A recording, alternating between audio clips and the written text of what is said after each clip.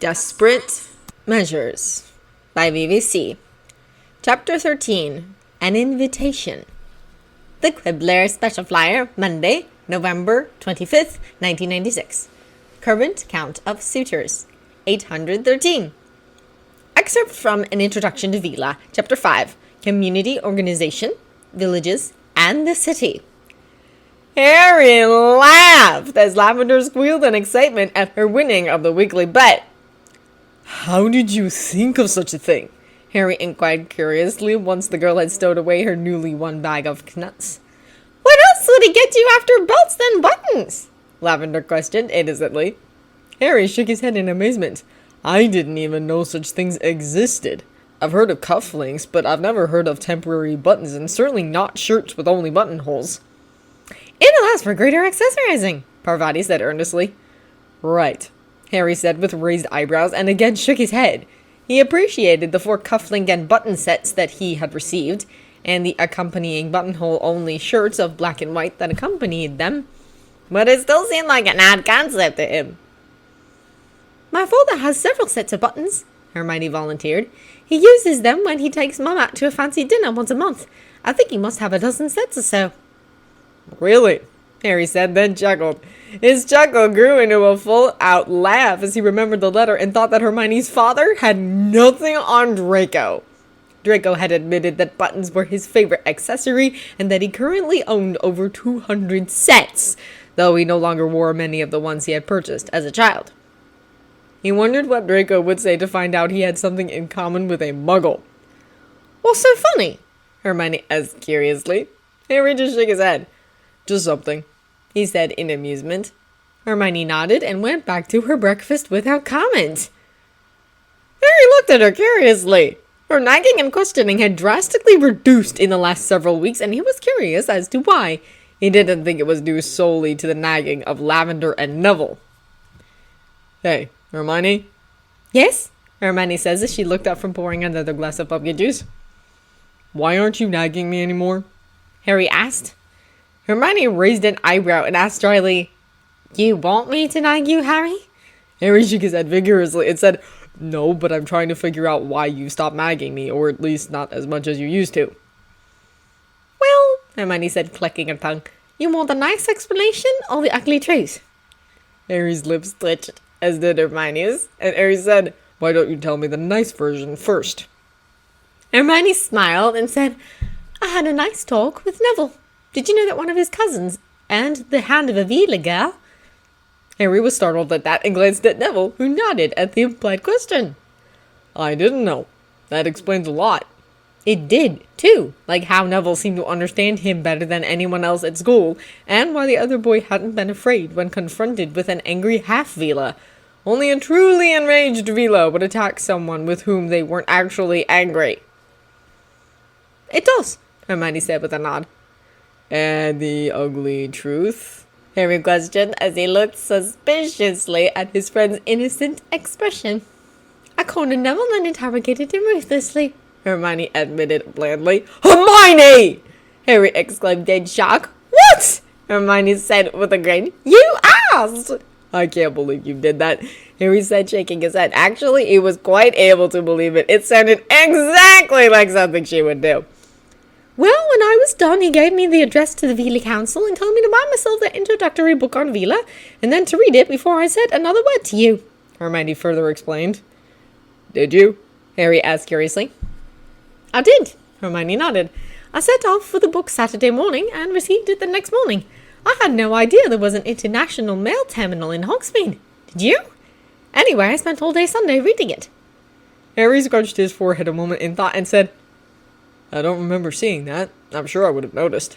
"I did it the weekend you were at the Rose Inn," Hermione said. Harry's face cleared and he said, "Ah. So do you think we can start on the Mediterranean tonight?" Hermione asked hopefully. Harry laughed in delight. It seemed he'd be keeping a friend after all. "Sure, we could start on the Mediterranean tonight." The Quibbler Special Flyer, Monday, December 2nd, 1996. Current count of suitors, 718.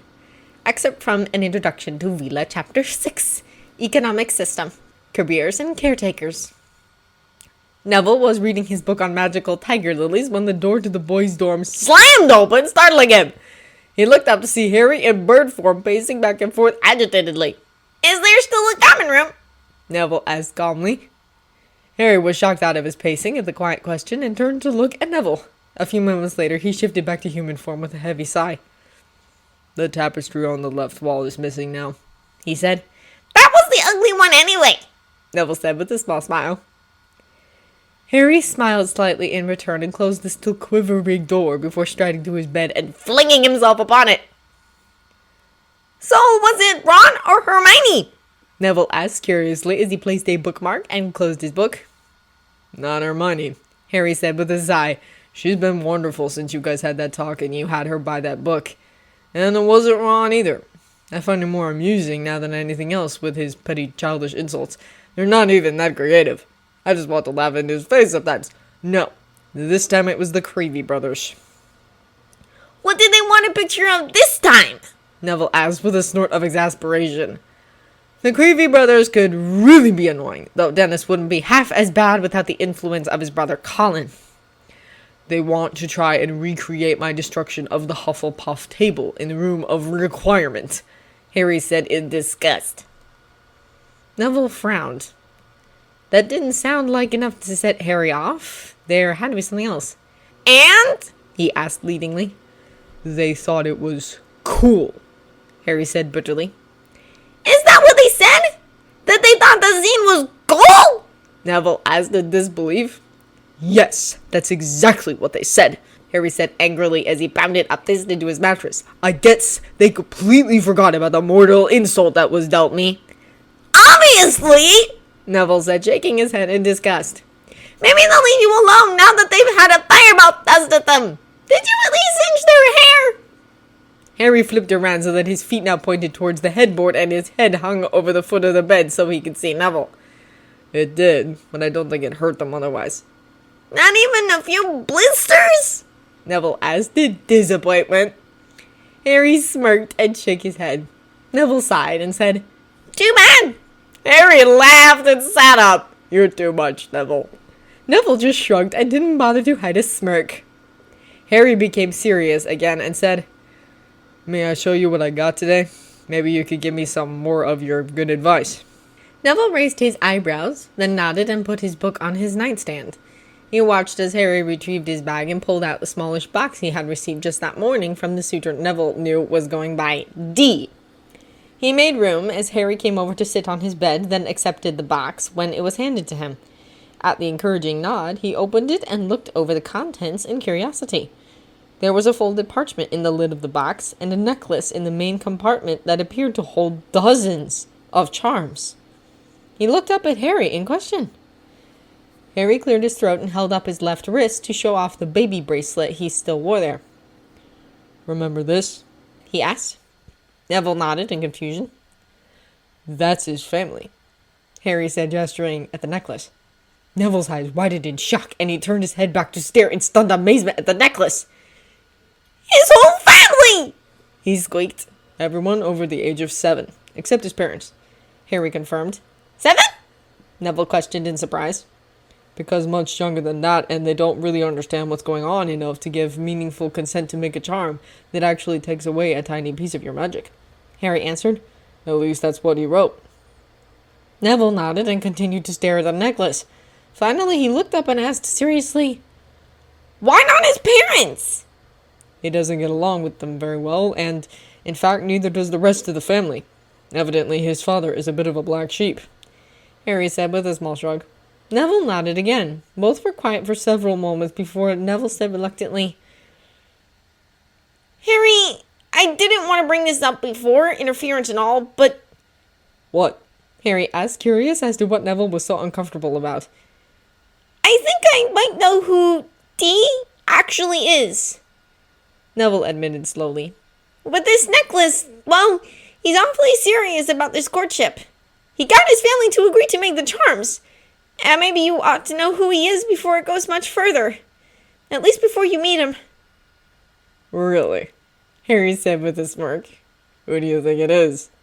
Neville's jaw dropped for a moment before he sputtered a bit and finally exclaimed, "You know who it is! Harry nodded and continued to smirk. The handwriting, mostly, he said. You? Neville snorted in amusement. Same, he said. Since when? Since the beginning, Harry admitted. Why did you accept him? Neville asked curiously. Even with you doing everything to be scrupulously fair, you still could have rejected him right away simply because of what happened during the feast. Harry ran a hand through his hair and sighed before answering. It was that first letter.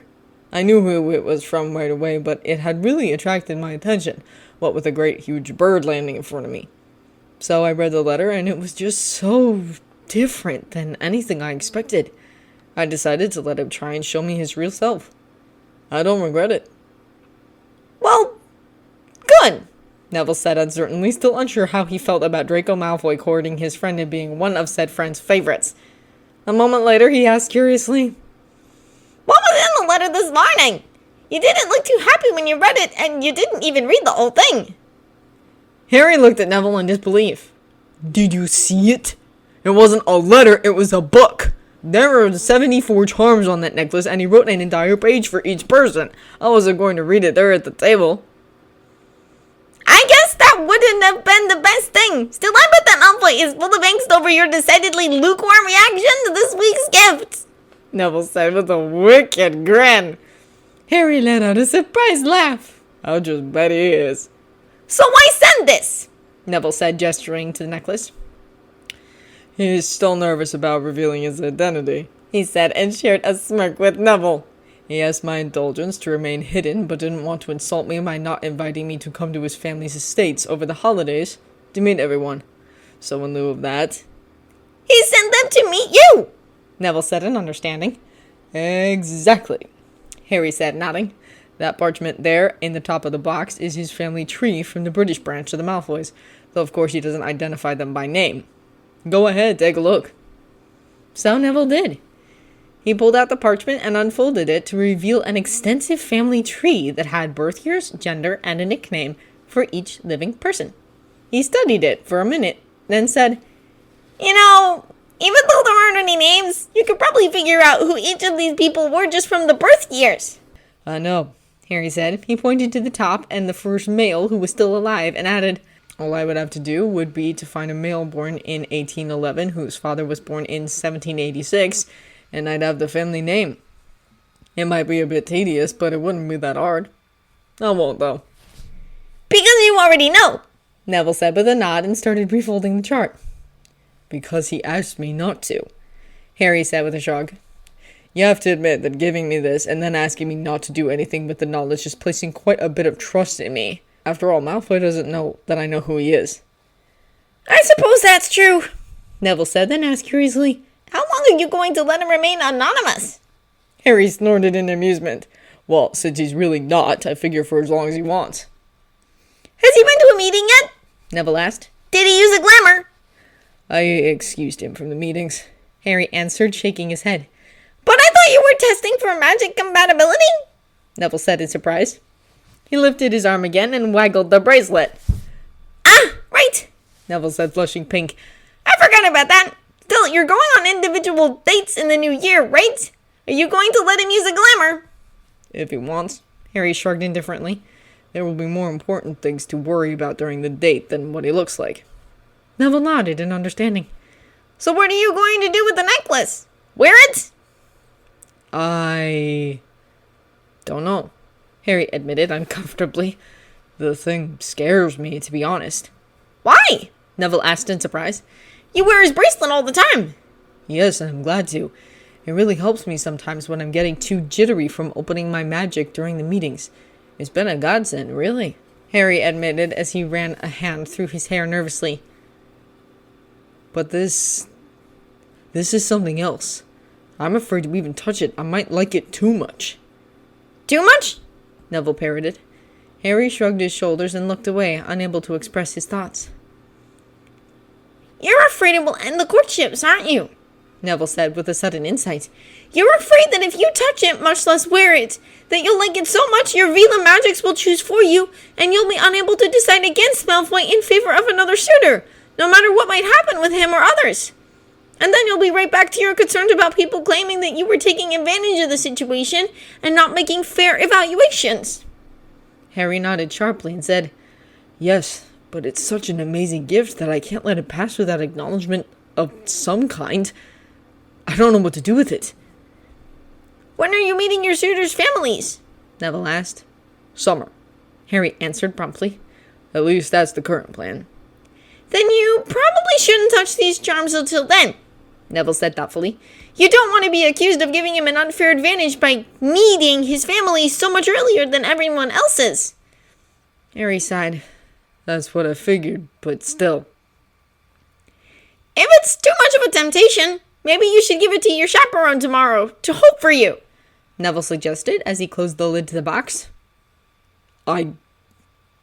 That's a really good idea," Harry said in surprise. "Why didn't I think of that?" Because you were too nervous over the whole thing to think clearly, Neville said matter-of-factly. Sometimes it takes an outsider to think of the obvious things.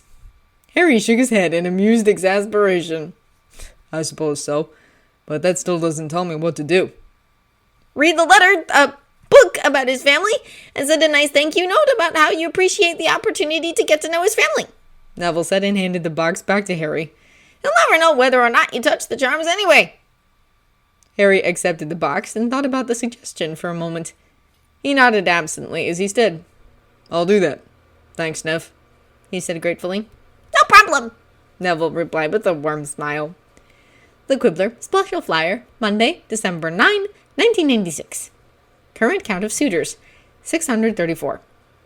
Excerpt from An Introduction to Veela, Chapter 7, Political System, Queen and Country. Pansy took her customary seat in the middle of Draco's bed and watched as her friend retrieved the envelope that he had received that morning from his great-grandmother. She began removing her textbooks from her school bag and arranging them around her as Draco opened the letter and read its contents avidly. Draco let out a sigh of relief and Pansy said, Permission granted, I presume? Draco grinned and nodded. "Yes, thank Merlin." Congratulations, she said with a smile. "Thank you," Draco said sincerely. "I admit I was a little worried." I wasn't, Pansy admitted. "No?" Draco asked with a raised eyebrow. Pansy shook her head. If he was willing to excuse you from the meetings he's holding after you sent him the bracelet, it was a foregone conclusion he would excuse you from a holiday visit with the charms from your family. In my opinion. "Maybe so," Draco said agreeable. "He said thanks for introducing the family." That was nice, Pansy said as she pulled out quill and parchment. You know, I'm surprised he's being so forgiving. He doesn't seem the type. Draco looked at his friend blankly. "Forgiving?" Yes, Pansy said and frowned thoughtfully. I understand about the holidays because it's most likely he would have turned down an invitation anyway.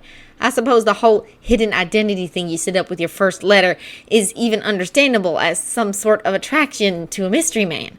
But I really don't understand why he let you get away with missing the meetings. Why would he excuse you? I just know that there were other tests he must have conducted. There have been rumors lately that part of the testing was how polite you were to Madame Puttyfoot and your competing suitors. "Are you saying that I would have been rude?" Draco asked in amusement. Pansy waved a quill in annoyance. No, but I'm sure there must have been other tests. Why did he excuse you? Did you appeal that much to his sense of forgiveness? Draco shook his head and replied, "I'm not appealing to his sense of forgiveness at all. I'm appealing to his sense of freedom and privacy." What? Pansy asked in confusion. How are you doing that? Harry's never been free in his entire life to just be who he wants to be or do what he wants to do, Draco replied. His family... Never mind that. The Wizarding World demands he abide by some ideal of what the boy who lived should be like. So by telling him that I'm afraid that he would judge me by my family name, that I'm required to act a certain way in public, that few people know the real me, I'm showing that I can truly understand not only the constraints he's been under as an unwilling public figure, but the complete lack of privacy he's been granted. I guarantee that he wishes he could have the freedom of anonymity in his life, and the subsequent privacy it would allow. So of course he will let me have it if I ask nicely. Pansy thought about what Draco had said for nearly a full minute. So you think that you gained his sympathy by acknowledging your fear of rejection? Something like that, Draco admitted with a nod. He understands what it is to have people judge you based on some outside influence over which you have no control. How it feels to have people simply make presumptions about what you must be like without bothering to look deeper. Besides, it's not as if I asked for this favor without giving anything in return. The stories you tell about yourself, Pansy said in understanding. Your name remains hidden, anonymous, but you yourself are not. Draco nodded. Exactly. We've all seen that he likes my letters. He does, Pansy agreed. So anything else I can clarify? Draco asked haughtily. He likes Egypt, Pansy said. Draco blinked at the non sequitur. What? Egypt. He likes Egypt, Pansy repeated. Padma said that Parvati said that she overheard Potter asking Granger to get some recommendations from Pence about Egypt because he wanted to buy some additional books. And he liked the robe, pajamas, and slippers you sent. He's gotten a few other bathrobes and slippers, but he wears yours as often as any of the others. Draco's eyes widened as he finally got onto what Pansy was saying. He grinned widely and said, Right, Egypt. Excellent. You'll still keep an ear out? Pansy rolled her eyes. Of course. Are you going to tell me why I need to know? No, Draco replied, still grinning. Damn it, Pansy mumbled. Draco merely smirked. The Quibbler Special Flyer, Monday, December 16th, 1996. Current count of suitors, 546. Excerpt from An Introduction to Veela, Chapter 8, A Brief History. Domestic. What are you going to do over the holidays, Harry? Asked Hermione as she watched her friend open yet another vial of bath oil and take an inquisitive sniff. And I thought Veela hated scented things. Harry shook his head and recapped the current vial, cedar, and said, No, it's just the stuff that wizards use that we hate, and only because it's much too strong. These have been specially manufactured to appeal to Veela. Oh, Hermione said as she filed away that clarifying piece of trivia. Do you like them? I'm not so sure about the trees, Harry replied absently. I like the flowers so far. With the way he's been dressing you, I'm surprised he sent you bath oils, Hermione said curiously. It seems like a strange change of pace. He said it's to help me relax over the holidays, Harry said with a small huffed laugh as he opened the vial labeled Wisteria. What are you doing over the holidays? Hermione asked again. Relaxing, Harry said with another laugh. Continue reading about Egypt. You should at least try to read some of your textbooks, Hermione suggested mildly. You've missed a lot of class. Harry gave a small snort as he recapped the Wisteria. Maybe, he said, but I don't see much of a point. I still won't have time to attend classes when I get back from the holidays, as I have to start meeting with my suitors individually. Oh, right, Hermione said, flushing slightly in embarrassment. I can't believe I forgot. Harry grinned at her as he uncapped the sandalwood. That's all right. I wish I could forget. Before Hermione could respond, Professor McGonagall arrived and stiffly informed Harry that the headmaster wished to see him upon his return from Hogsmeade. Harry politely acknowledged her message, then turned to gather his things to leave. Don't mind her, Harry, Ginny said from 2 places over. She's just jealous. Harry let out a surprised laugh, a great improvement from his resentful scowl, and said, Jealous? Huh? That's funny. Whatever her problem is, she shouldn't be taking it out on me. I think she's angry that you're neglecting your education, Hermione said, then added hurriedly, Not that you are! But I think that's why she's so angry with you. Well, if her boss hadn't made me into an icon, then I wouldn't be having to neglect it, now would I? Harry asked bitterly. I'd be a nice normal half-Veela with only a couple dozen suitors who still had time for such trivialities. Oh, Harry, Hermione said sadly, while others around her winced at Harry's tone and prayed that his temper held. Harry smiled sadly at his friend without comment. He stood from the table and lifted his bag over his shoulders, then put on his cloak. He paused for several moments to run his hands over the super soft fur, then turned and made his way out of the great hall without another word. Despite knowing what he had to look forward to that evening, both the luncheon and the dinner went very well. Nobody was rude, tried to cast spells on him, tried to dose him with a potion, nor wore any offending scents. Overall, an excellent day. These were the thoughts Harry kept in mind as he sat in a squat, gaudy, overstuffed chair in the headmaster's office waiting for the old man to speak. Eventually, the headmaster would realize that Harry was perfectly willing to sit all night waiting for the other to start the conversation. Harry had an idea what the conversation might be about and wasn't planning on giving an inch. And that included showing the headmaster that he wasn't going to become impatient, uncomfortable, or intimidated by the old man's silence and slightly disappointed-looking gaze. Harry was determined that Dumbledore would be the first to give in, thereby setting the tone of the conversation. Eventually, Dumbledore gave Harry an even more disappointed look, which Harry ignored, and said, "You stated in your October interview that you would stop holding group meetings after the 20th and would start individual meetings on January 6th. Will you be pursuing other coaching-related tasks during that time?" "No," Harry admitted easily, his suspicions about the meeting's topics starting to be confirmed. "I'm going to take a break from all my courting tasks over the holidays."